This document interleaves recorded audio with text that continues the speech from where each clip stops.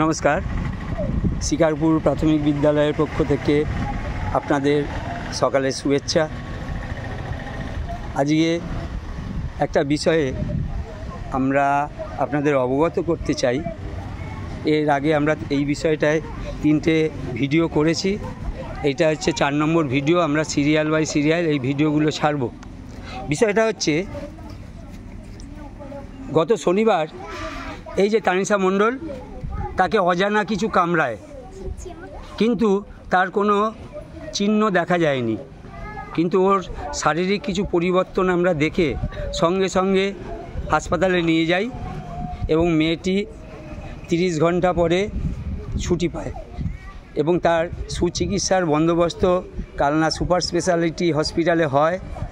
সেখান থেকে তারা যেটা বলেছেন যে এই তানিশা মণ্ডলকে অজানা কিছু কামড়েছে।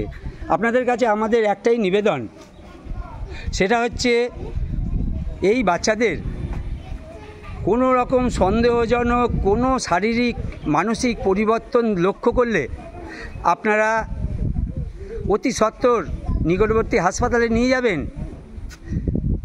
এর আগে আমাদেরই ছাত্রী এই অজ্ঞতার কারণে ক্লাস 4-এর অর্ণবী মাঝি, বিশাল ট্যালেন্টেড একটি মেয়ে, সমস্ত বিষয়ে তার অবদান ছিল, কিন্তু শুধু অজ্ঞতার কারণে প্রাণটা চলে গেল।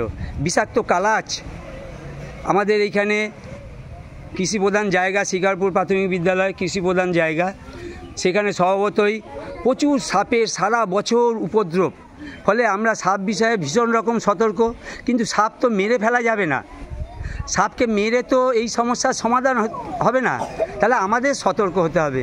যখনই কোনো সন্দেহজনক কিছু আপনারা দেখবেন, বিশেষ করে আমি সমস্ত সাধারণ অভিভাবক অভিভাবিকাদের বলছি, গ্রামবাসীদের বলছি, কোনো রকমভাবে এদিক ওদিক না নিয়ে গিয়ে সোজা হাসপাতালে নিয়ে যাবেন।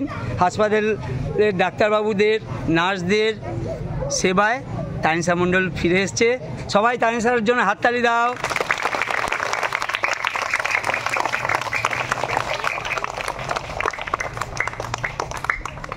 আপনারা সকলে ভালো থাকবেন। নমস্কার।